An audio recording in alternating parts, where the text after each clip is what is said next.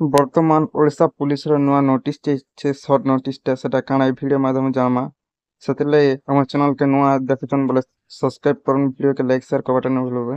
ଦେଖୁନ୍ ଓଡ଼ିଶା ପୁଲିସର ନୂଆ ନୋଟିସଟେ ହେଇଛେ, ଯେନ୍ମାନେ ଓଡ଼ିଶା ପୁଲିସରେ ଜବ୍ କରବାର୍ ଲାଗି ଚାହୁଁଛନ୍ ବୋଲେ ସେମାନଙ୍କ ଲାଗି ଏ ଭିଡ଼ିଓ ଇମ୍ପୋର୍ଟାଣ୍ଟଟା।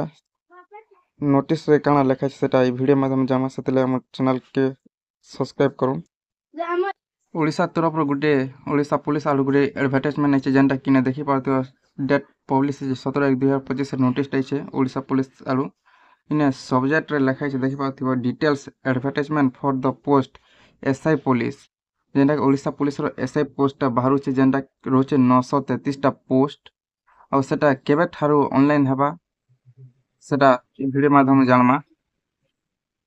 ଯେନ୍ମାନେ ବି ଏସ୍ଆଇ ପକାବାର୍ ଲାଗି ଚାହୁଁଛନ୍ ବୋଲେ ଇ ପୋଷ୍ଟଟା ସେମାନଙ୍କ ଲାଗି ବହୁତ ଭଲ୍ ଏ, ଯେନ୍ଟା କି मेल आउ फीमेल इ पोस्ट के ऑनलाइन अप्लाई करिपारब।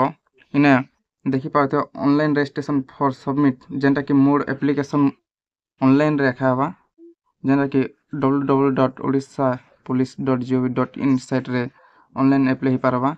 आउ ओडिशा पुलिस जेनटा कि एसआई ऑनलाइन स्टार्टिंग डेट होचे 20/1/2025, जेनटा कि 10 बजे रु सकाल 10 बजे रु 20 तारीख रु ऑनलाइन हेबा। आउ सेन लास्ट डेट रोचे जेनटा कि 10/2/2025, गुटे मास पर्यंत जेनटा कि ऑनलाइन अप्लाई करबा लागि रोचे।